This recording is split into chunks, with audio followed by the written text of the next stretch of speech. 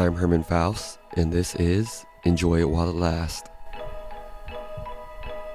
Today we look around the world, starting with the Ring of Fire, and how nature is producing a new mold in Chernobyl to fix our mistakes.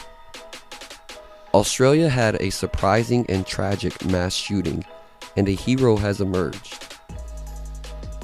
We also talk about Rob Reiner's murder and comment on the president's pathetic reaction before looking at the Diddy doc and 50's inspirational pettiness.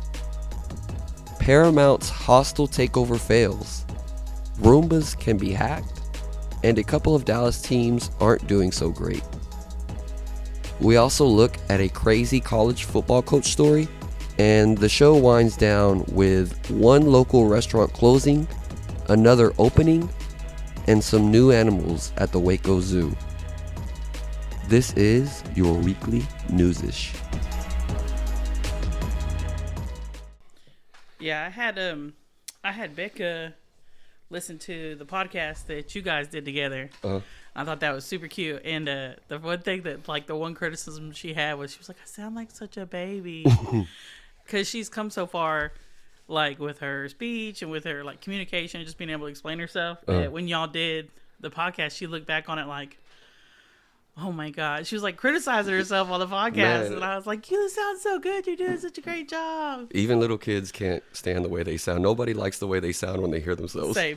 And it's funny she said that because I thought that she actually came across as very mature for her age, and like she did really well. And her, like, even her turning it around and asking me questions, I thought that was probably my favorite part. 1000%. Her asking you questions about like what you like to do. Yeah, I could definitely see her growing up to be some kind of interviewer or some kind of like journalist as well. I see that spark in her. She's got the curiosity. That's the main thing. This past weekend we went to Brownwood, Texas. We went down there to go see the one horse there. Yeah, basically we got a lake house because we're celebrating Brenda getting her doctorate degree. Woo woo.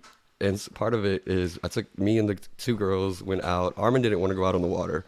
He said it was too risky. I saw the pictures. It looked a little risky at the end of it. She looked like she was not having it by the end of it. Well, what happened was we ended up getting lost out on the lake, basically. Whenever we first went out, we're all excited. We're just going far away, and then we didn't turn around and take like a good mental picture of what the back of our house you were looked coming like. From. And it's like it's not like we live in this house. It was our first time being there, so it was not familiar. And then whenever we've been out, we were out for like 30-40 minutes, and then we're like, okay, let's paddle back to our. And then as we're going down the line, we're like, wait, is that our house? Nope, that's not our house. That's not our house. Going down the line of everybody's cabins. We ended up just pulling up on a store, like a store that had a bunch of docks on it. Yeah. And having to ask somebody to borrow their phone and have Brenda, like we were. Can you wave? We were only like a couple blocks away from the house, but she went ahead and, like, at this point, since we couldn't find it, she just came and picked us up, and we put the canoe on. Had a very fail smile as we're coming back, and okay, that makes more sense. Her dad being all like, "What happened, Herman? What happened?" No, you got lost. Like that time I went to Waco. It's like it's not the same at all. It's not the same. This is Big Body. There's no road here. There's no signs. No clarity, and it didn't help that the backyard was just full of trees, so you couldn't actually see the house. You could only see the docks, which all looked the same. And you have nobody out there waiting on y'all to come back. It was my fault though, because I should have taken my phone, but I didn't. Brenda was all like, "What if you tip over? You fall in the water. Your phone's gonna get wet." I'm like, "Okay, fine, you're right." That makes sense. But if I would have had it, I would have been able to just GPS, be like, right there it is. There it is. We gotta go there. That's funny. Oh my God. All right, I'm Herman Faust. And I'm Trisha. And we're here with your weekly Newsish. What's your first story? What you got for us? So I know last time we talked about the earthquakes going on. The volcanoes going on. Yeah. And they were all kind of like simultaneously going on. Some of them dormant, but there was a lot of activity and everything. Well, now we have made a pattern. So I know last time we talked about, you were kind of asking, like, what's the pattern? Where are these things going off? Yeah, what's the line? What's the connection between them? The Pacific Ocean is now like what this whole thing is enveloping around. So now it's made like this ring on all these coastal cities, a little bit inward sometimes, but mostly just coastal cities around the Pacific Ocean and what they're calling the Pacific Rim, of course. And now, because of the volcano activity and the placement of it being next to all of these shores and all these waters and things like that, we have earthquakes with these volcanoes now as well. So they're kind of like pissing each other off a little bit. It's like one will go off, and then the earthquake will happen a couple of miles away that will send another volcano into active eruption, and then another earthquake next to it. That just kind of is like following the plates. Yeah. If that makes any sense. And it's nuts because they literally last night just had another Category 5 earthquake right off the coast of Japan. Well, I didn't even see that. So that just happened. Was There a lot of damage on that one? Or no, because it wasn't. It wasn't in Japan. Okay. It was off the coast of it in the ocean, but still big enough for everything to rattle in Japan and be like, "What's going on?" and then be able to see that it was an earthquake. That was last night at like around 6 p.m. just while they're having dinner. What I want to know, is there any talk at all when you've been reading about this of it affecting the one that I'm most concerned about that you kind of brought up, the one in Yellowstone? Oh, Fateful? Yeah. Well, we are not next to the Pacific Rim with that volcano. Okay. It would have to travel a little ways. And I feel like with them actually looking at it now and tracking it and things like that, we might be able to actually see it coming. Mm-hmm. Not necessarily that we'd be able to stop anything. Sure. But we'd probably be able to see it coming just because now they're looking at it. Now they're actually seeing it. It seems like they're starting to use this to be able to develop some type of pattern prediction and warning system. Where it's going. That way they can, at least what their outlook is we can't stop it. Sure. At least we can get people out of the damn way at this point, relocate them until we figure out whether it's going to be a big one or a little one. Because it seems like the earthquakes anyway, not necessarily the volcano eruptions, they seem to be pretty mild. Mm-hmm. And like I said, I think that's because of the pressure being let out. But the earthquakes seem to be getting bigger. Mm-hmm. That's the concern now. Because it seems like earthquakes do a lot more damage than volcanoes just because they can go anywhere. Yeah. So that's kind of where we're at with that. And in other news, Chernobyl. I don't know what y'all know about Chernobyl. If you know, if you don't know, long ago, there was a radioactive explosion. There was a catastrophic event that led this place to be a abandoned ghost town of a huge lab experiment is what it was. And people were living in this town where this nuclear plant was. Yeah, there's a great HBO miniseries, Chernobyl. Yes, it's very sad, but it's worth it. It gives you a full. It's accurate enough to where you watch it, you can have a full understanding of exactly what happened. It's very educational. Yeah. It was years ago that I actually saw it, but I loved it. Yeah. And I shouldn't be that excited about something more like that, but looking at it now, it's given a little. It's like the darkness before the dawn kind of thing. Like now we are finding this mold or this fungus that seems to be started in Chernobyl. It is black, like jet black, and it absorbs sunlight as well. But it is feeding off of the radioactivity in Chernobyl. Like where the radioactive, like liquids and things that were there and the gases and the modules. Yeah, because even to this day, when you go into anywhere around the area, if you take a tool, I forget what they're called, but the ones that actually read how much radioactivity is in the area, it's still a lot. Yeah, it's still not safe for people to be there. It's still very unsafe after these years pass. I think it was like 5 years ago they were talking about that there's actual sustainable plant growth in there again. Which is crazy because now they found this mold in there. Yeah. And the coolest part about this mold is that it has been found to be like a renewable energy resource. It kind of creates its own energy when burned or anything like that we could potentially use as fuel, which is pretty cool. Scientists have been looking at it now to where they want to use it because it thrives in space. So NASA's been talking about using it for covers over satellites to kind of protect them and hold them together better, covers over astronauts in case of any kind of breakage or anything like that. Of course, it's all in experimental mode right now, and we'll learn more about it as it comes. They don't know yet how toxic it could be to us, if so or not.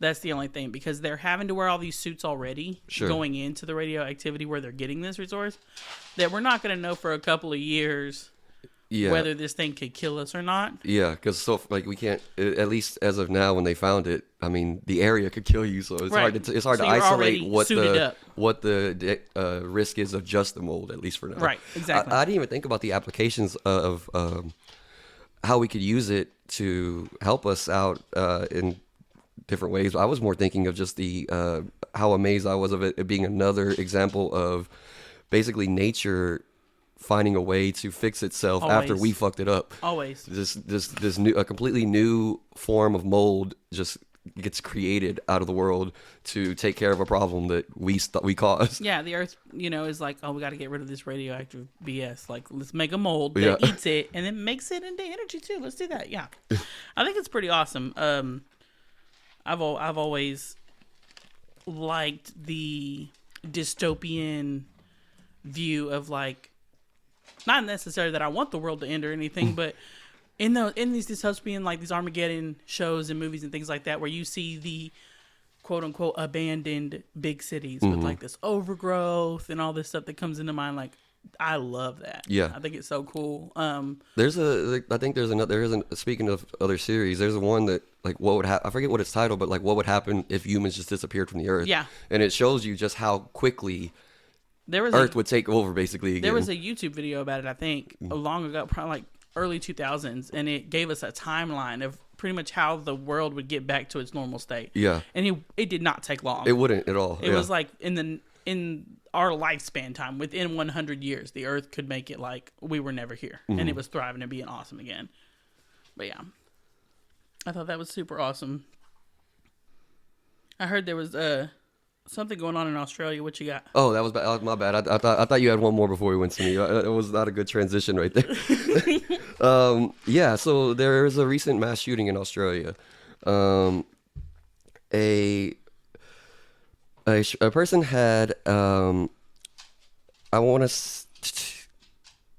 right, the type of gun doesn't matter. He had an automatic rifle though, and he was shooting into a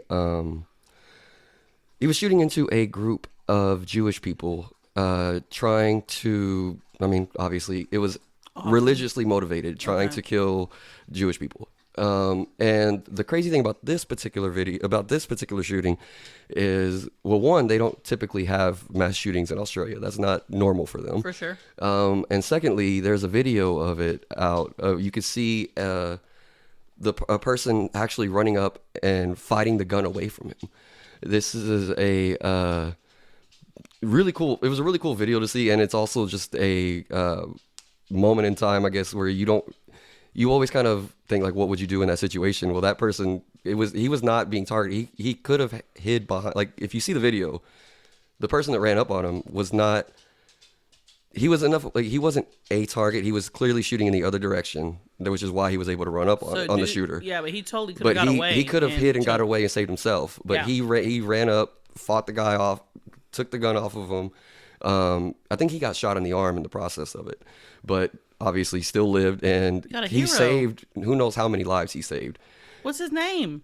Oh, you know what? I guess I should have had that. Give our hero a name, man. That's awesome. Well, I mean, it kind of comes from these people fight crocodiles, you know what I mean? And they are probably the closest people to fight nature every single day and things that are bigger than them and badder than them. His name was Ahmed Al-Ahmed. And another thing that's being praised about this is because this was it goes completely against stereotypes, because this was a Muslim man fighting off a gunman, saving Jewish people. That's awesome. So it was a really cool story in that sense. Props, if you get past the mass shooting part.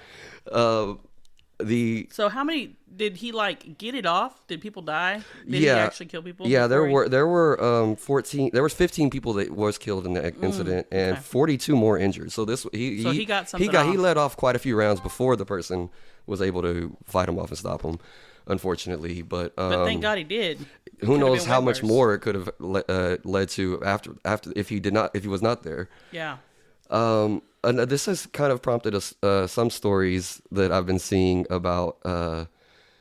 There's been a lot of U.S. politicians that have reacted to this, saying how this could have been made, like, basically the hero's job would have been made easier if he was allowed to have access to a gun as well. Shut the fuck up. But I think there's been a lot of good responses from Australians basically pointing out how, okay, we've had this one mass shooting. We have one mass shooting, and y'all want to tell us and about then gun y'all control. have mass shootings every single day. Jeez. I think we're fine keeping it just the way it is. Leave us alone. Let us do us, and y'all stay over there.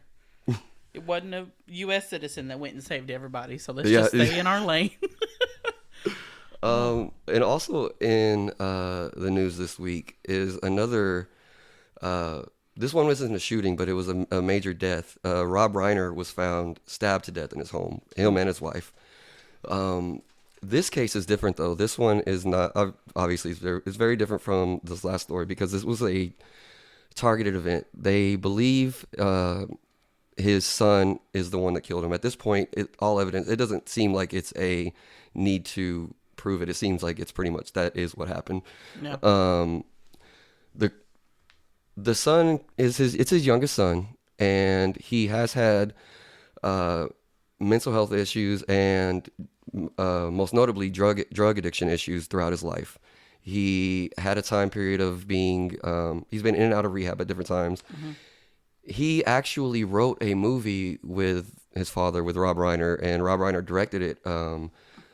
Basically, not fully based off the details of his life, but based off of his time trying to recover and how programs don't always help everybody. How there's some people that just it doesn't click with, and so it seemed, at least from the outside, that his parents were very supportive of him and trying to help him through his recovery from the time he was a teenager up until even recently. It always does. For sure. That makes it even more tragic because it's not as if it's a case of they were getting beaten on. Yeah, it's not like they pushed him and caused him such stress that led him down to the road. Right. It seemed like they were actively trying to be good parents and help him get through his struggles.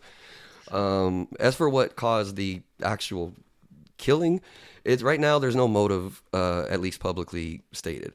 The only thing that is stated we know is that earlier I want to say earlier the day, like the last day they were seen alive. It may be the day before. I'm not sure. I might be mixing that up.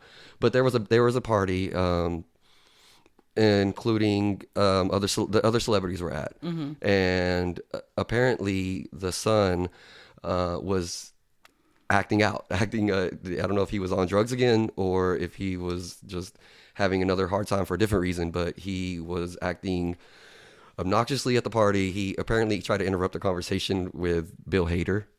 So he's just being a clown. And causing a scene there. And they were apparently, the Rob Reiner's wife were apparently apologetic and embarrassed by the behavior. Mm. And they were seen arguing with the son outside the party.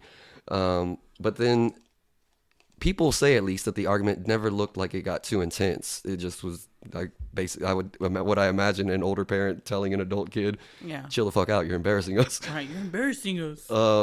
But yeah, that was the last time they were seen publicly, because then their daughter actually found their bodies in the home. Found the dad first and didn't realize that the mom was also stabbed and killed. Mm. So I guess they weren't I guess that tells us they weren't in the same room. But as of right now, they do have the son in custody. They are planning, of course, to press charges, and I'm sure that at some point this story comes out, we will find motive. Just like the last story with Australia, this also has had a little bit of aftermath in, I guess, its reactions. Yeah. With the most notably President Trump tweeting out basically that the reason that Rob Reiner died is because Rob Reiner hated Trump and wouldn't shut up about it.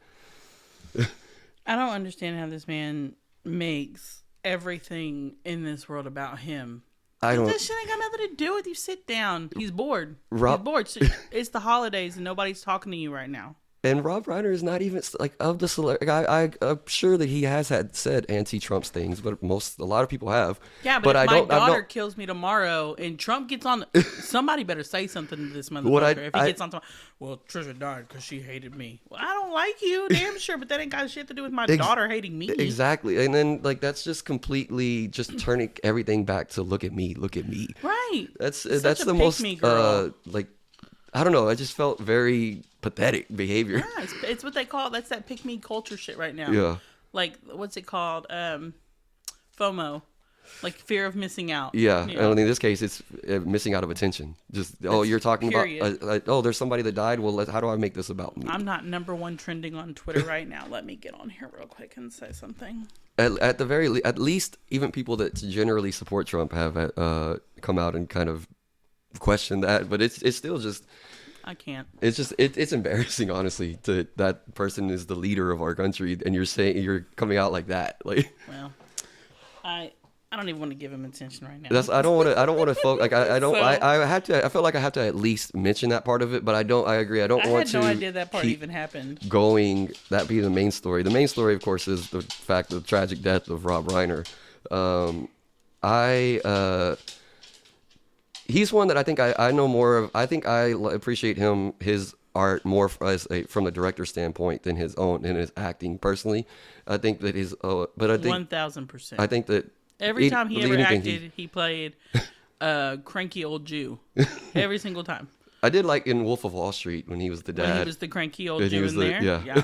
I'm not saying it's always a bad role. Yeah. Somebody needed to play that Mad Max character. He was amazing. But I really like Princess Bride is probably one of my mother's favorite movies of all time. And it has standed the test of time because it's just so classic. People love that movie. And I didn't even realize that was his movie until it was he directed that movie and helped write it. Like, that in itself, is that by itself would have bought him a place in forever. In some kind of like Hall of Fame is what I think he should have, That was just awesome.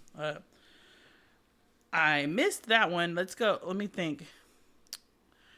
Transylvania is an actual place, y'all.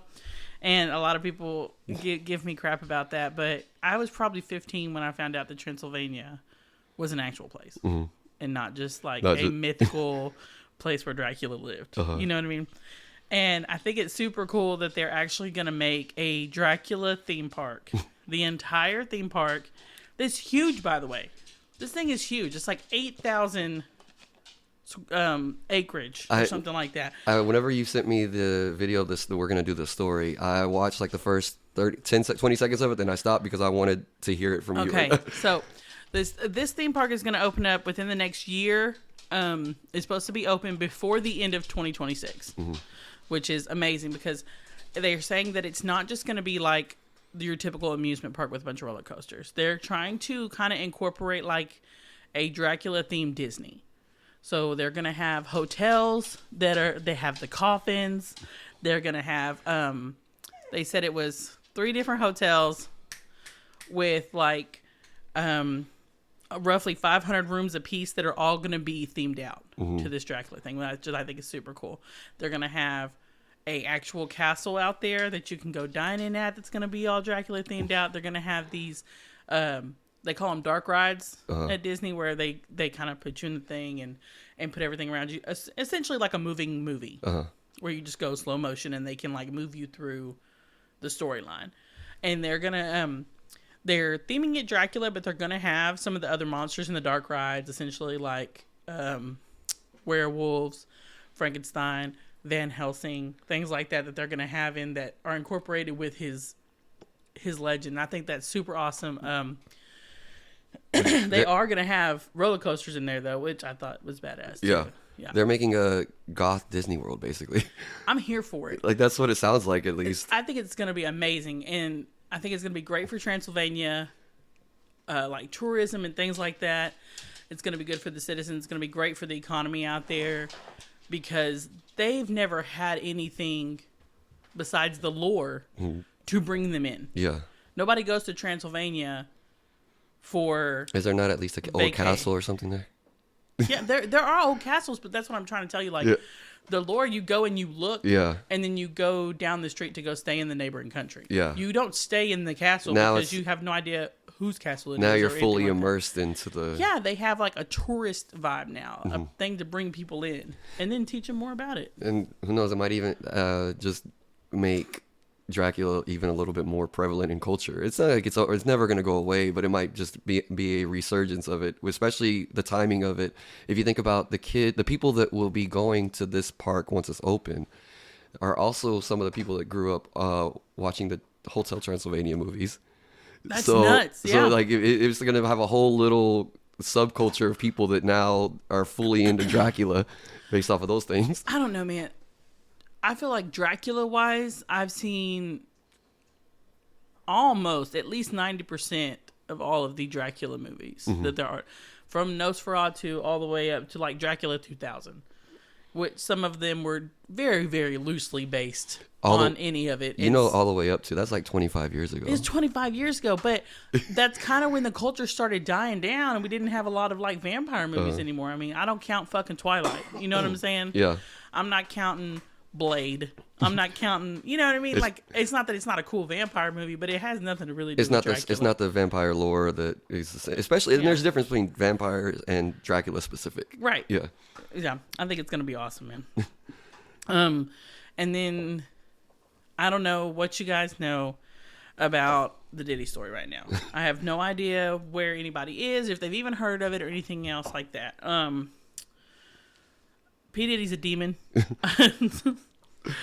Yeah, if not, one of the right hands thing going down there. He's just a very evil man. And some people can say that it's because of insanity or mental illness.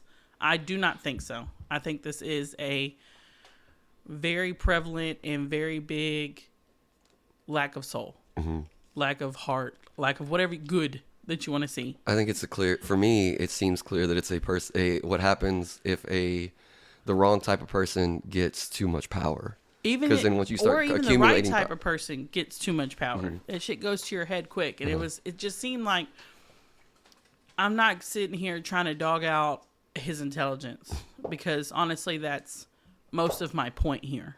So this dude grew up and his daddy was perceived to be a gangster, and his mama kind of grew up in that gangster mentality too, right? Single mom, raising a kid, trying to make it. She embodies the hustle, has 3-4 jobs, and puts her kid into anything possible that he could ever have. Very spoiled rotten, okay? And I know that I can relate to that, and it's terrifying to look at other kids who have been spoiled rotten and how they've turned out, But as he gets older, he gets into this mentality that he's a gangster now, even though he's done no gangster shit, okay? And he starts hanging out with these type of people and just trying to pretty much make himself look Billy Badass. And it works because he's smart enough to use the storytelling and things that he's seen and grown up with and adapted to make it seem like he's been through this shit. And then he finds his way into the music industry, and he's good at it. And Russell Simmons kind of takes him under his wing at the time, who is one of the biggest producers of all time before we got into the rap era. So he was like one of the biggest producers of R&B that there ever was, and still to this day ever is. And he took, at the time, his name was Sean Combs, under his wing and made him into the mogul that he is today, essentially. Gave him the artist that made him blow up. Made him the it man to go find new artists that he knew was going to blow up. And it worked.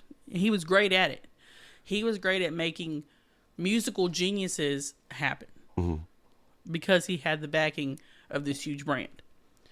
To the point where he got so big, he got too big for his britches, and he wanted to make his own label, which again took off.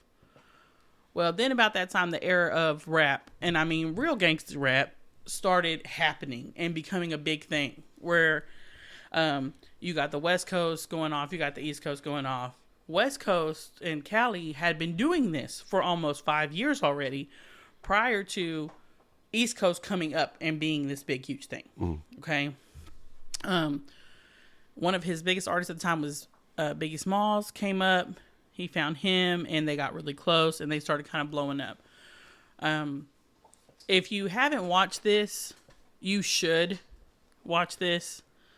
I don't want to get too far and tell y'all the entire story, but it goes really south really fast. If you've seen any of the trials, you know what I'm talking about. I think we do gotta at least talk about it to the point of like, okay, so why is this documentary made? Because like everything you've talked about, that's what led him to the point of getting the power to be in this position. All right, let's like do what it. like I think we gotta at least, like, so what is it exactly that he's doing that has you saying that these things about him? Diddy got Pac killed.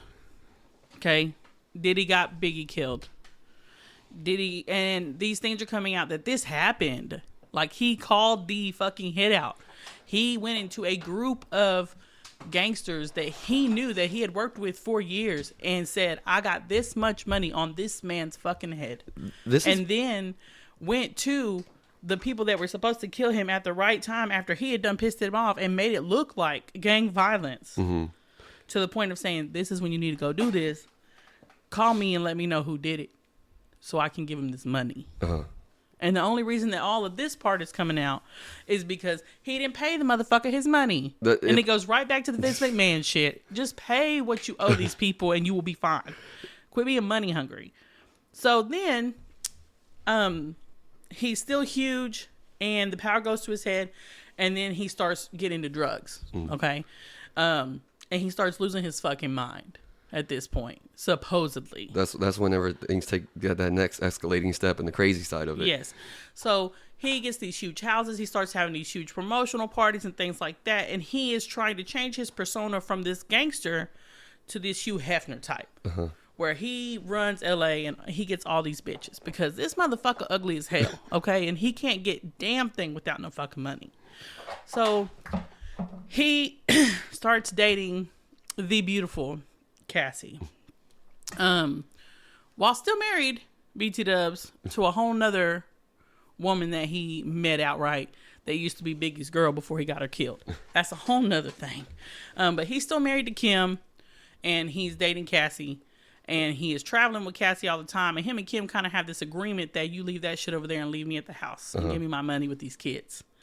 And he starts throwing these things called freak-offs. And essentially at the time, everybody thought it was just these big-ass parties. And I'm not going to sit here and point fingers to who went and who didn't go and all this other kind of shit. Because at one time, it seemed like everybody in the entire entertainment industry, music, politics, acting, it didn't fucking matter. You was at Diddy's house. You was at his party because you got invited. You know what I mean? A lot of big names are kind of arguing on the internet right now about who went and who didn't go, and it's hilarious. Mr. Marlon Wayans, please take my shout out and know that that is some of the best AI I've ever seen in my life. But we'll scratch that in just a second.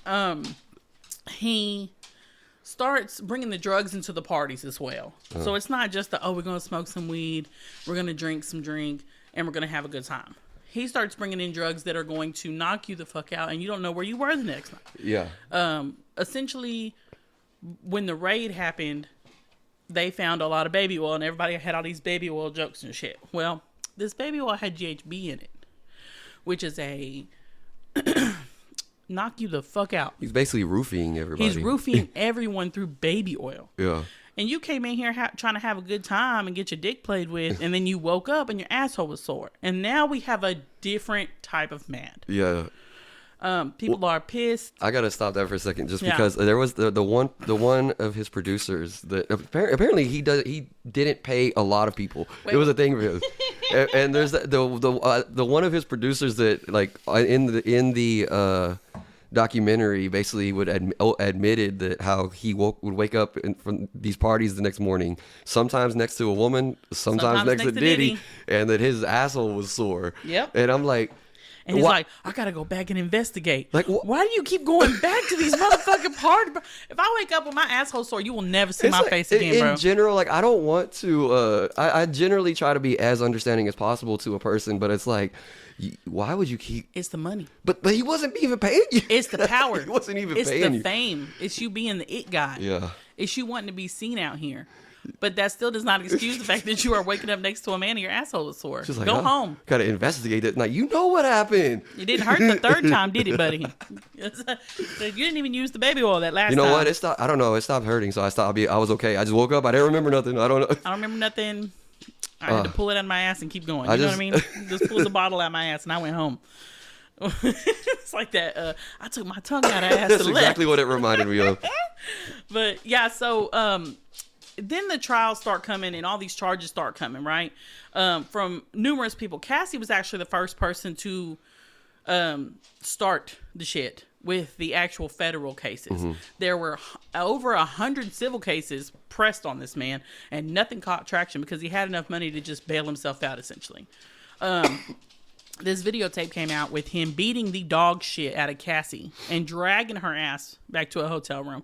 Not just one, but two. I think that's when it first became like a big public story. Right. When the that's video when of him, the feds started stepping in on allegation of drug trafficking, human trafficking, assault, rape, drugs, arson, because he ended up burning down his own fucking house for evidence to fuck with and then of course evidence tampering because of the things that he did. Those were all the charges that actually came to the court with the jury when we started this thing.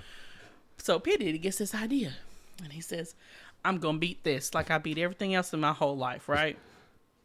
I'm God. He is now at this point referring to himself as God, and that's the kind of power he has over these people. So he says, I'm going to get a camera crew, and I'm going to film my own documentary at this point, okay, to tell everybody my side of the story and how I'm the victim. And that's what he does. He goes out, he gets this cameraman, and he starts filming the thing. He moves to a hotel in New York City to get away from his burnt down house that he didn't know was going to catch fire. And is sitting and waiting in New York for them to come get him because he already knew the charges were pending because of all his contacts and moles and stuff that he had in there. The problem that he did not see coming was when he got arrested, because it was a federal charge and because he got seized and because of all the evidence tampering, they were able to seize all of his assets and they were able to make him not have a bail anymore and actually keep this man in jail. So the camera people never got paid. And they were like, oh man, we got all this footage of Diddy. Who would want it? All these Hollywood people start talking about how this man has all this footage of Diddy. And the beautiful, petty, wonderful me, if I was ever a very successful, well-built black man, comes into play, and his name is 50 Cent. I don't know his real name. He's always been 50 to me. Curtis Jackson. Curtis Jackson. There we go. And this is the same man, mind you, that a couple of years ago, this man bought out the first 4 rows of Ja Rule's concert, of his opening concert, just so it would be empty. Just so it would be empty. I That's remember the that. level of petty that this man is on. And he has already said openly that he fucking hates P. Diddy. Yeah. And I before the documentary, like he had released the interview, like tweet. Well, I was starting not tweets, but he had tweeted out. I mean, like text screenshots of like Diddy inviting him over at like 3 a.m. or whatever, trying to fuck. And so he had a target on him. And I come to find out, part of I didn't know this part of it originally, but one of the big reasons also he has a grudge against him is because basically Diddy stole his girl.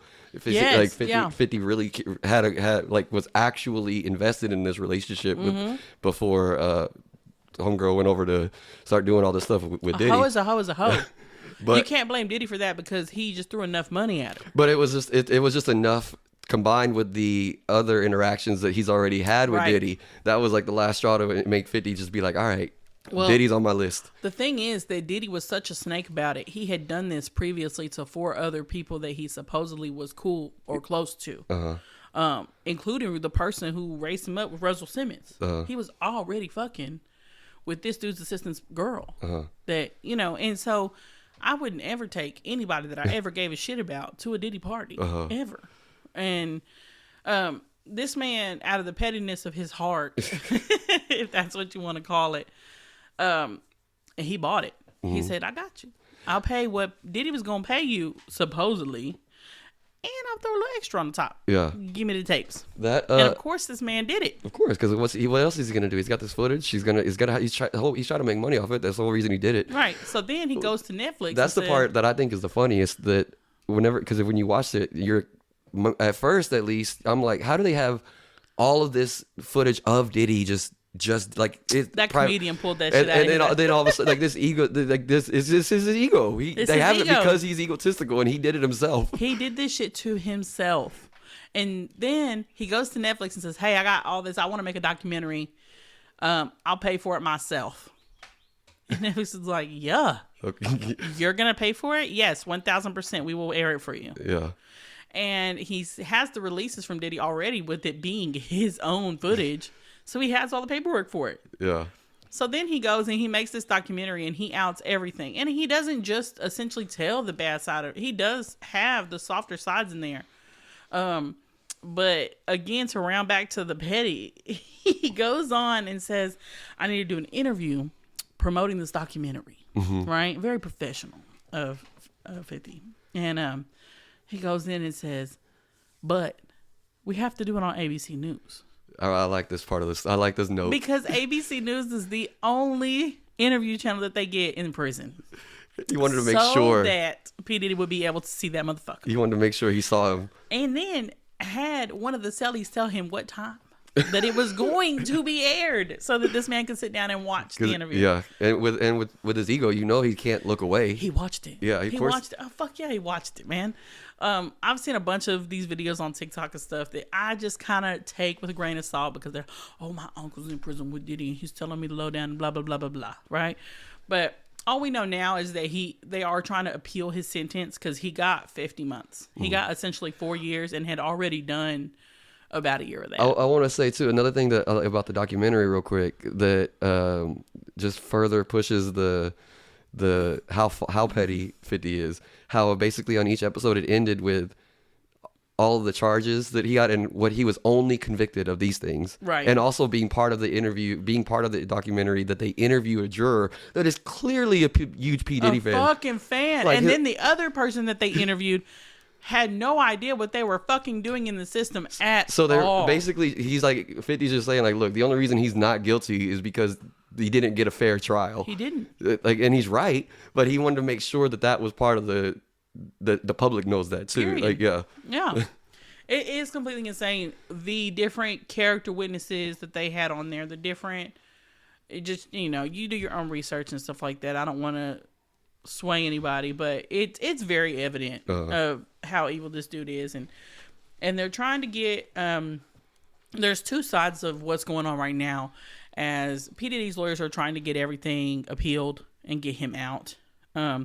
Whereas all of these defense attorneys of all these civil cases are trying to get him tried for these and essentially get more time added on to him. Yeah. Just because of every retaliation attack that he had to all these people is so prevalent and so in your face that I feel like if he does get out in the next 3 years, it's about to go down.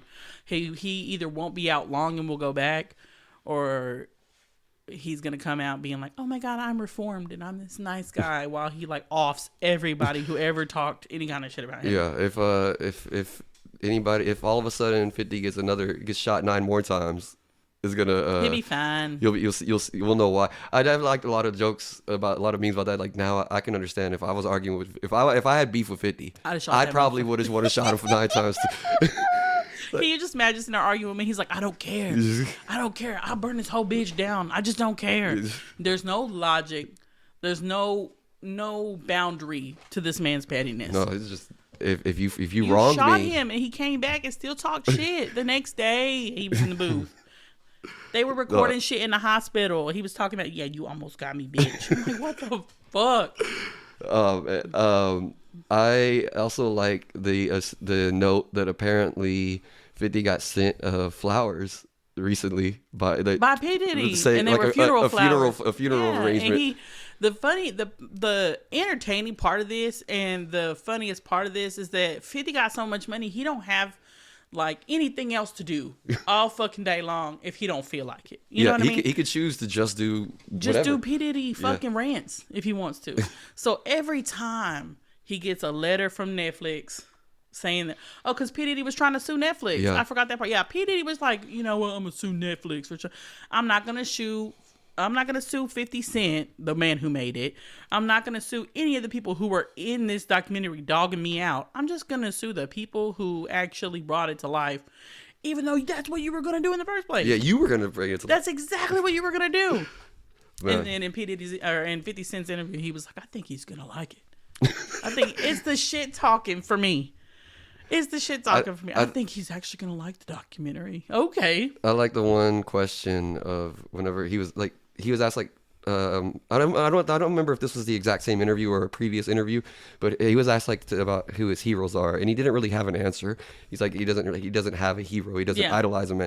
But when he's asked like, do you have a favorite villain? And he's like, I kind of like P. Diddy. I like P. Diddy. Yeah, P. Diddy's my favorite villain. He's my favorite villain. And then they talk about, can you say one nice thing about Ja Rule? He's like, oh yeah, he's alive. Ja Rule's alive. I haven't even seen that. I didn't even hear that. So it's just the level's beautiful. Yeah. I do have a follow-up on last week's story about the Warner Brothers deal being bought.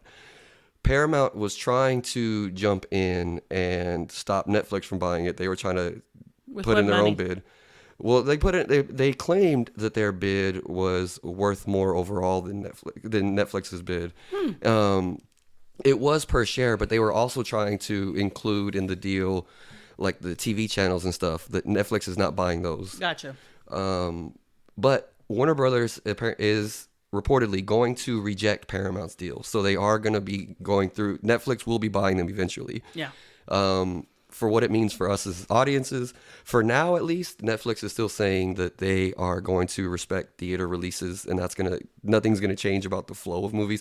I still think over time, though, give it a year or two, we're going to start having a lot less importance in theater releases. So? And we've already kind of shifted that way some, but I just think it's going to shift even more. I think it's going to be more of a licensing thing. I think either way, Netflix is going to win in the deal, because even if they do keep the movie theater business alive, which would be smart because it's lump sum very quickly. And so, like you said, they're definitely going to keep it at the beginning because they're going to make so much money off of it to kind of jumpstart the deal.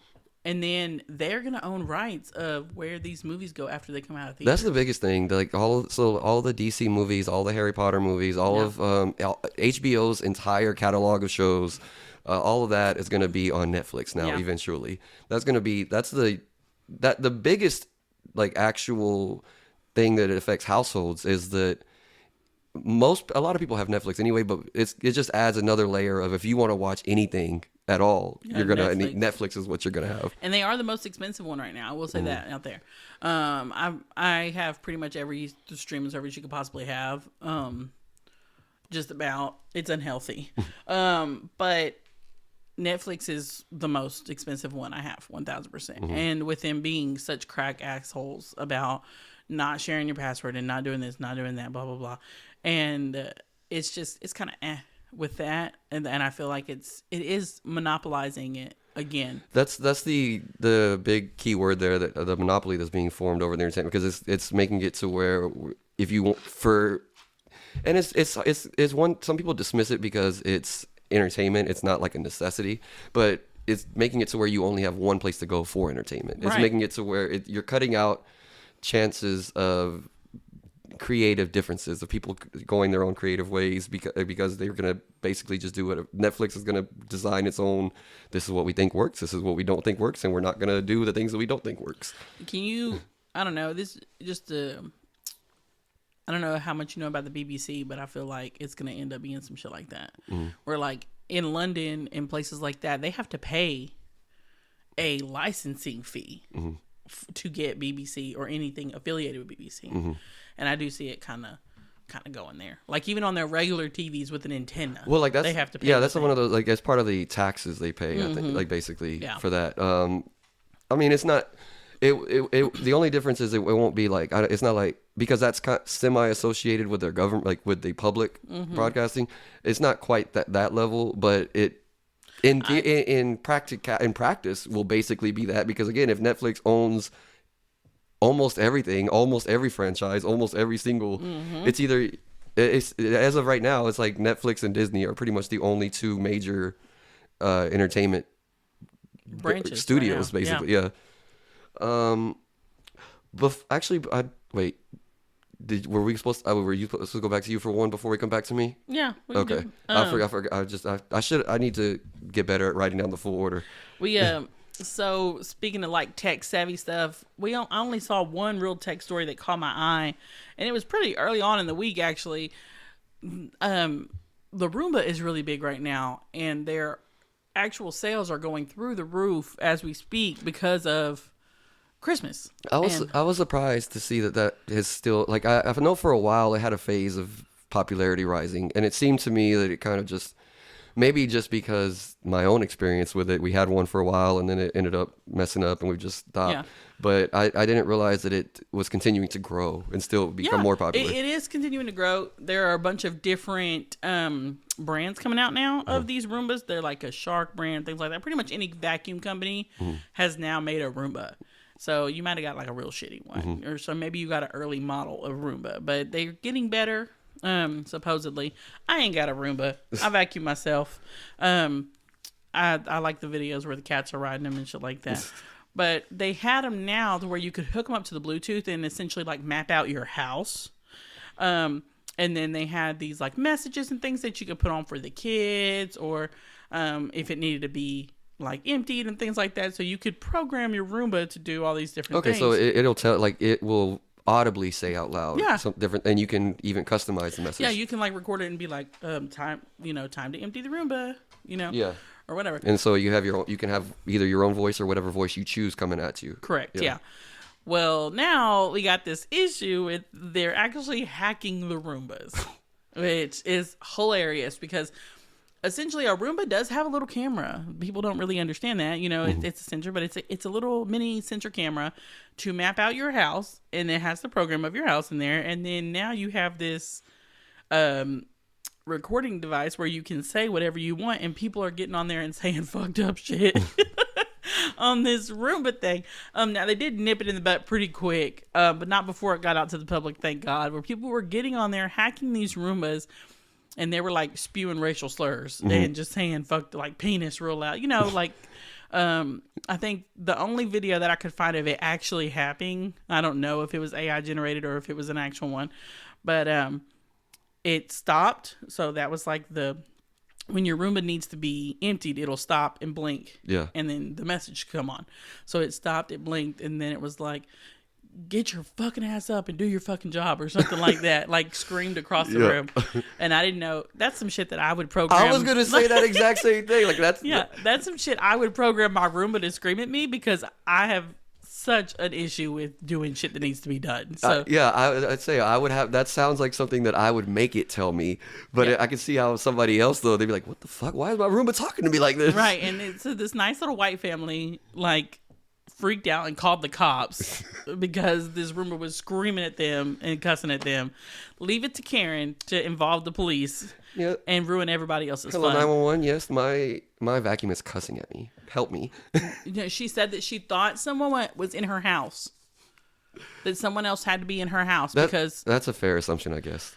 Is it? I don't know. I'm trying to get... because somebody told you to get the fuck up off your lazy ass, apparently. Or whatever it said. I will not be spoken to that way. I will call the police. Only Jimmy gets to talk to me like that when I take his Xbox. Yeah, man, that's all I had for the technology thing. But it's hilarious, and I wish they'd bring it back. There is another... story of a person doing wrong things, similar to, not, I guess not on the scale of Diddy though. This is come out though at a So it's the Michigan head football coach, and it's a bigger story right now because it's coming out at the end of the college football season as well.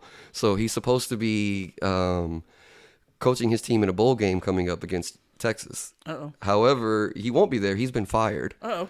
He was found having an affair with a staffer, and that's actually the official reason of his firing is because of that, because they had a policy against initiating a relationship with somebody who's a subordinate to you. Okay. So that's why he's fired. But if even without that policy, he would have been fired from all the other stuff of it. So apparently, this has been going on for about 2 years. He's been having this affair. Okay. And this was not a good time affair. This was not. No. This was a domestic violence filled affair.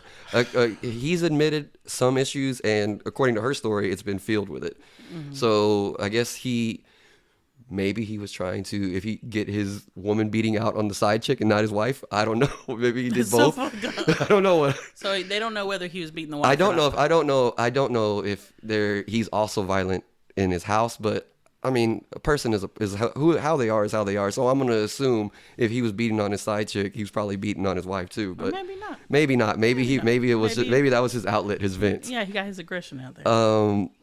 But what happened was she was ending the relationship. Okay. And she went and filed a police report on the most recent incident. And this was the first time that their relationship came public. Mm-hmm. So. Like he was already about to lose his job, be fired because of that. Yeah, his whole life was ended. And of course, I'm assuming this was going to be the way the story is being. I've read it in different places. This was his wife also finding out about the affair for the first time. Yeah, so he was also losing his marriage. So he shows up. After she files the report, she goes to her apartment and she starts gathering her things. Her plan was to move. She was getting the fuck out of town. Well, she already got her ass beat. She knows he's violent. She was trying to, and she knows that, hey, I'm now making this a public story. So she's trying to get away. Yeah. Apparently, he found out before she was able to get out, though. So he went to her apartment as she is actively carrying things to her car to go. He comes into her apartment, forces his way inside, and instantly she picks up the phone and calls her lawyer. Why she called? It confused me a little bit. I always wonder what's up when people. Why not just call 911 directly first? But either way, whatever she called her lawyer. And so the lawyer is on the phone hearing all this that's happening as well. Mm-hmm. Apparently, he keeps stepping closer. When he first got there, he's tears in his eyes. He's full on shaking. Yeah. He's emotional. He's telling her, "You ruined my life. You ruined my life. I can't believe you did this. You ruined my life." Mm-hmm. He picks up 2 knives and he keeps getting closer to her. And this is where the reason this is important is because they have not finalized what the charges will be, because he never actively says any threat to her. He doesn't threaten to hurt her, but he's holding 2 knives. He's in her house. He's coming towards her. Yeah. He's telling her that he's going to hurt himself. He's telling her he's going to kill himself. Okay. I'm going to make you watch me kill myself. My blood is on your hands. You did this. Okay. Eventually, he ends up leaving, though. Like, I guess maybe her and the lawyer on the phone convince him, like, well, this is a bad idea. This is not going to, like, whatever you think is going to happen, this is only going to make it 10 times worse. 9 times out of 10, if they try to make it a public spectacle of a suicide, it doesn't happen. It's more of it's a lot more emotional reaction, not necessarily intent. Right. So he goes and he does get arrested shortly after that. But so obviously, like I said, he was going to be fired probably for the affair, but for now he for sure has been fired. Right. I have not seen any comment. I'm curious about. I've tried to find, because I was really curious to see if his wife would have any public comments. No. I want to know, like, what.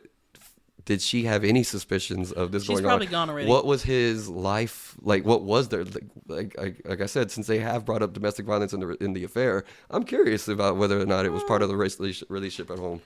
I don't know. I feel like if she was any kind of smart one, she's probably gone. So I'd be gone. Right now, at least, the charges are like they're still deciding. I think the only like I forget. I wish I could Breaking and remember. entering? Yeah, breaking and entering is the only like solid charge that is Yeah. being held. But then they're deciding whether or not Like terroristic like threat or terroristic something. threats or not. And I think that specifically was the one, the terroristic threat, because her lawyer, I mean, the prosecutors are arguing she's obviously terrified in this moment. There's Right. a man walking in her house with knives towards her. Yeah, for sure. His lawyers have not commented yet, and as of right now, he's still he got released from holding for now, but he's obviously going to go to trial, and he is part of his release is he's already on a like he's wearing Watch list. a GPS tracker as well. So he's on a watch list. he's fully On an ankle monitor Yeah. and all that stuff. It's very, you don't usually hear about this type of explosion from somebody that is capable of getting themselves in a position. If you have your life together enough and you can control yourself enough to be able to become a head football coach of a major university, you don't usually hear that same person It's the power. having this type of explosion. It's And the power, man. He had his cake. He was eating it too. He was in a good position, and his life blew up around him. he was for one stupid mistake. he's seeing how he's about to lose everything, basically. He lost it. And yeah. That would be. Nah, I hope that he doesn't get away with it because of that. But that would be the insanity plea. Mm-hmm. You know what I mean? To me, apparently, part of the story too was that he has had a history of mental illness at times. There was a time a couple years ago where, and it sounds more than just stress related, normal, what I say normal, what you would consider normal mental illness, right? Of stress or somebody just working their way through things. He was put into protective services once before, where he was basically being monitored and watched by professional mental health care facility. Okay. So he does have at least a history of. It's not been publicly stated like what exactly what his issue was at the time, anything. but there's at least an issue of some mental illness there. Gotcha. Leading up to it. So I do think though if he would not have had the ending incident, if he would have allowed himself to just be fired. And I mean, coaches come back all the time from having affairs or even domestic violence. People come back all the time from. Probably went to a different university and got, with his reputation of them going to the championships and stuff. Yeah, I mean they won when he was the offensive coordinator whenever they won. When they made it to the actual championship game a couple years ago, and he's had a decent success in his first couple years, so he definitely could have easily stepped away for a year, went to a different university or a different place. But with the way he's handled it at the end, I would find it very difficult to imagine a place taking him on anywhere. No, he might get some a couple years from now might be hired as a coordinator at a very small time school. Not after losing your shit like that. But I don't know. Yeah, I definitely think that he made it way worse for himself. Yeah, I could see him being a high school coach maybe. Yeah, something like that. When they don't do as thorough of a background check in some hick town somewhere. Poor baby. Well, I hope he gets better. Yeah. And also too, I wonder how much of a struggle this is going to be for that woman who is now might get unfairly blamed by different institutions or by different, maybe not like other coaches that would be hesitant to now have her on their staff because of her involvement in it at all. For sure. She'll have to go find a women's coach or work for like a women's basketball coach or something like that. Completely change sports. Yeah. I mean, still be a coordinator, still change the sport up. Since we started there, I'll give a couple just sports quick hits. The last time we talked, we had mentioned that the Cowboys might be doing better than we thought. But then they've had a couple weeks in a row to show that no, they are what I thought they were at the beginning of the year. Stop. We're trying our best. Dak is still playing he's continued even in the losses. He played really well. I do think that this most recent game against the Vikings, which basically sealed the deal and put the nail in the coffin for them, I think that was not his best. But overall in the year, it's gotten better and better. He's continued to. He's had a really strong year. You can't blame him as a player individually. And the offense is still the number one offense. So it really just all comes down to the defense being trash, and that mainly being affected by the fact that we traded away our best player like a week before the season started with no plan in place. We really set ourselves up for failure there. Yeah, Chris took Becca to the Cowboys game for her birthday, and I did hope that they would at least win it. Yeah. I was like, maybe my baby will get to see a Cowboy win. That was the Vikings game, That was right? the Viking game, and they had like, I was looking up stats, and they had like a 60% chance of winning. And I was like, oh, maybe. Fuck no. That game was just not okay. Yeah. Was she bummed out by the fact they lost, or did she not care just as had a much? great time. Yeah, she just had fun. I tried to act oblivious. I was like, they won, right? And she was like, no, Mama. Like her voice changed. She was like, but we had fun. I was like, yeah, that's about how my Cowboys game went too, baby. They didn't win, but we had fun. Mavericks also still they've actually they've had a little bit of a recent winning streak. Not necessarily a full winning streak, but they've got themselves in a position where the NBA has they have so many teams to make the playoffs now. I don't know if you know how they work. It's a lot. It's not only do they have the 8, like it used to always be 8 teams make the playoffs on both sides. Right. Now it's actually 10 because 10 they have the playoff play-in games. So the Mavericks are only a couple games out of the play-in, but record-wise, that they're a ridiculous team. They're a bad team.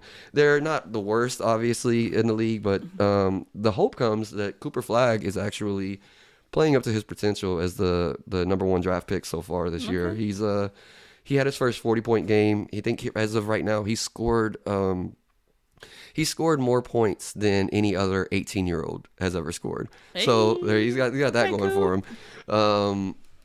And I say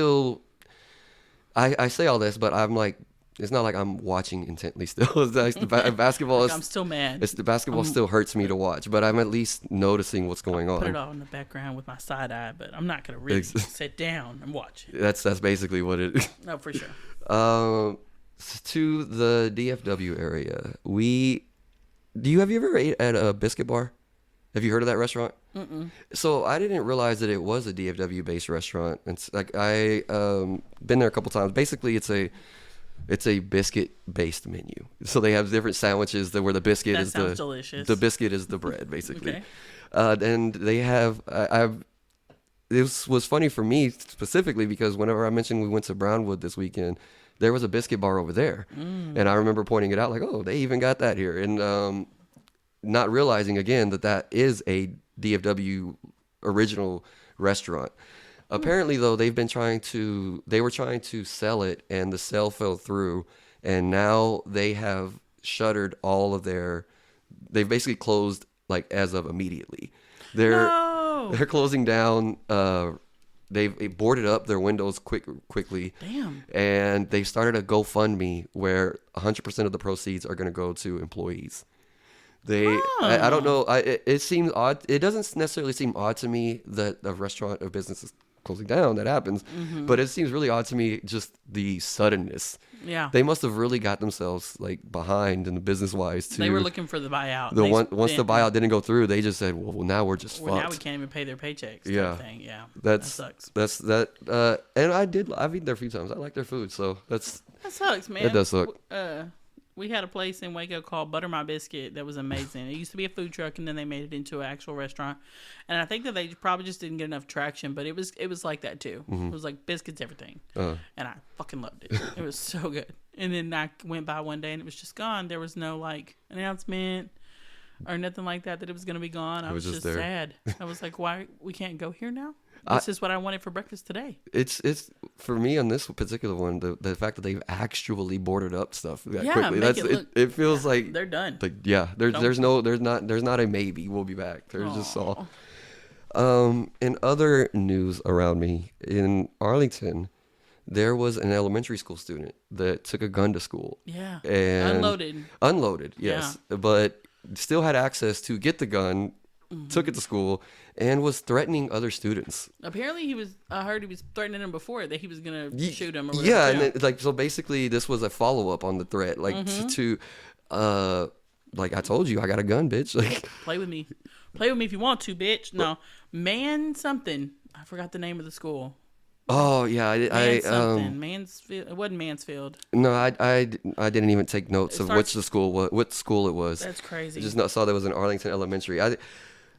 They are charging him though. They are, which means he must be at least like he must be at least a 10-year-old. They haven't released the name yet. What are they charging for? Unlawful possession of a firearm. I think. I mean, and there's terroristic threat, something like that. It's a charge itself, just having a gun on a campus like that by itself is its own charge. So that could be. They were talking about it because I figured that's what it would be. Yeah, having a gun at school like that is a charge. But it was a felony charge, whatever they were trying to charge that 10-year-old with, which sucks ass. And I mean, I'm not saying that he shouldn't be charged because, God willing, what if it would have been loaded? We would have had a whole nother Columbine. I'm curious as to, and I wonder, we might not ever find these details out because it's a kid. Right. But I'm curious as to did he have intent? Did he know it was unloaded? Like, did he? I have no idea. Like, yeah, I mean, it didn't really say, it doesn't, they don't give you too many details again because it's a kid involved. But whenever I tried to read more of it, that's what I was trying to find. Also, obviously, another case of people proving that as citizens, we cannot en masse have guns. We're not responsible enough to just keep our fucking guns up where our kids can't get them. You can't keep your gun in a fucking safe with a fucking lock on it that a 10-year-old can't crack. You don't need a gun in your house. Exactly. Yeah. There's no way that if I ever do decide, and I've went back and forth a lot of times, but if I decide to get a gun, there's no way I can have it in a way that Armin or Gabby or Poe has any way of getting it. Like, I can't even make it a chance. So you got to take that completely out because you can't trust that. Even if you say, oh yeah, well, I teach my kids gun safety and this and that, they're still kids. They're still kids. They're fucking dumb. Kids are dumb. And this society makes it fucking fun for everybody to look like they're shooting guns all the damn time until they realize that motherfucker don't have a respawn. And then it's a different story. And now you're in prison because you play too much Fortnite and you found daddy's gun. Yeah. We do have one, maybe 7. No, we have one. But I have mine in the safe with fingerprint lock. So we don't play that shit here, Yeah. So, and then I have a backup code for, that Skylar knows. So other than that, we don't. And it's in a place that she can't even reach. So you have multi-layer defenses against her getting it. Yeah. Which is how it should be. And she doesn't know. That is another thing. Yeah. That's a big thing too. Call it ignorance if you want, or call it lying to your kid. But my daughter does not know that we have a gun, and if she's heard it in passing, she does not know where the gun is in any way, shape, or form. No, that's a big part of it too, because that just prevents it from being, if it's in their head of, oh well, there's a gun, like it at least it just helps them come up with the idea to get it, or come up with the idea of what am I going to do with it? Between somebody breaking into your house, your kid being there, and their first thought is either to hide and call the cops, or to try to go find mommy's gun. Exactly, and you don't want the kid to do that. You don't want the kid to go find mommy's gun. Yeah. Because at that point, you're putting your kid in a horrible position, no matter the outcome. Yeah. Even if they're Captain Save-A-Ho and they pop him in the leg and he, whatever. And if everything works out, best case scenario, you still made your kid do that. Your kid is still traumatized now because they took a life. Yeah. So, yeah. Kids and guns don't mix. Waco. Are we in Waco? Yep, we're in Waco. We're in Waco today. So I just want to touch on this real quick. Wiener Schnitzel is open, and it's amazing, and it's probably half the reason that I wasn't on the thing last week. You got your pretzel dog?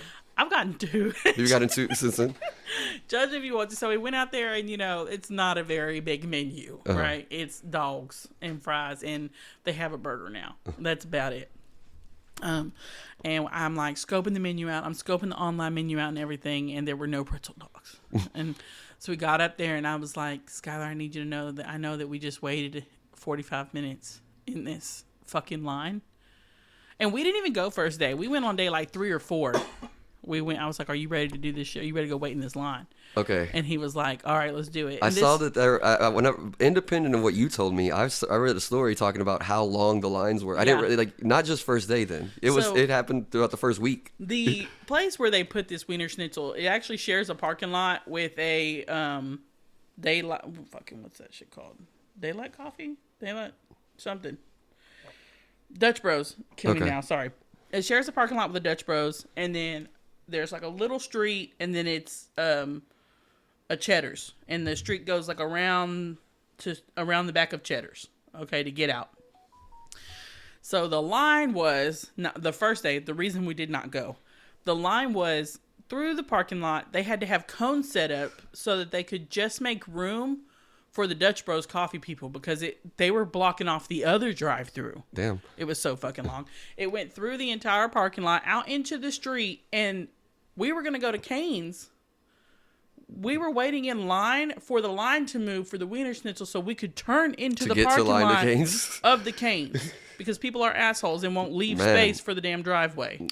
It was so ridiculous, man. People in Waco don't know how to drive and shouldn't be trusted. So by the time we got out there on day 3 or 4, they had cones and barriers lined up, and they had a cop sitting next to the fucking drive-through next to the cones so that people would not be trying to cut line. So damn popular. They had to get a cop. They had to call the fucking police. Not a rent-a-cop, mind you. An actual police officer is sitting in there just chilling, looking at his phone and looking up every once in a while, watching the Wiener Schnitzel line. So that people can get their damn hot dogs. So people can get their fucking hot dogs. And you know what? It was delicious. It was worth it. It was so good. We waited in our 45-minute line. We get up there, and I'm like... I'm going to stop it right there. I would not wait in a 45-minute line for, any. I've been counting down this shit. On this podcast alone, it's been over a month that I've been counting this shit down. The first announcement of the Wiener Schnitzel coming to Waco was in July. So, yeah. July. They've primed everybody. This is 6 months in the making of this damn Wiener Schnitzel. They knew what the fuck they were doing. And they should have had 3 more, crews worth of people. Mm-hmm. So we waited there 45 minutes in line. I finally get up to the window, and then I asked them if they had a pretzel dog. And that girl said, yeah.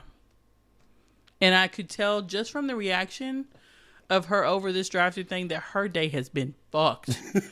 and all I said, baby, I know, and I'm sorry. Can I get a pretzel dog, though? And she was like, yes, ma'am. Yes, you can. And her whole day changed. And I got up to the window. She was like, I just want to say thank you for, understanding. And I was like, I'm so sorry. Because I used to open up Taco Bells, and I just can't never again. And she was 18, fresh 18, maybe 19. I didn't know that was part of were part of opening more than one. I was the fix-it bitch. Okay. Yeah. Whenever you did that, did you ever have a line, anything close to what you saw? Yes. Yeah? Okay. 1,000%. The worst line we ever had at Taco Bell was during Snowmageddon. We were the only thing open. Yeah. And we had people getting stuck. And these people in fucking Yeet trucks were lined up on the side road waiting on people to get stuck in the ice ditch so that they could pull them out, because we got so busy that we were running out of shit. We had to get our area manager. He was the only one even working around us that had a truck. So our area manager was going to the other stores that were shut down from pipe breaks and shit like that to bring their food to the Hewitt Taco Bell that we were all working at, just so we could feed people, because everything was shut down. Everybody was fucked. Everybody's power was out. Yeah. So they couldn't cook anything. You know what I mean? So yeah, it took all of that for you to. Yeah, and I had flashbacks a little bit, and I was like, no, I'm so sorry. And to the point of if I could just imagine somebody getting in the Taco Bell drive-thru, and it happened. Of course it happened, and being like, oh, can I get my chalupa made fresh? And I'd have been like, yeah. So I knew the tone. You know what I mean? Yeah. And I felt so bad for those people, and then it has died down a lot. It's still busy, steady. Part of the story too was that they ran out of stuff too. Mm-hmm. Like you say you had to go have somebody get food from other locations and come back. They also ran out of food there. They ran out of food, and you got to think about it. They actually had to go get shit from HUB because they don't have a fucking Wiener Schnitzel anywhere near us anymore. The closest one is in Dallas. Yeah, so that's the closest Wiener Schnitzel. When they're resupplying just from wherever they can now. Yeah, so they either had to shut down that night and go to Dallas to get more supplies, or they'd have to go to HEB to make it through the shift. Yeah. So it was nuts.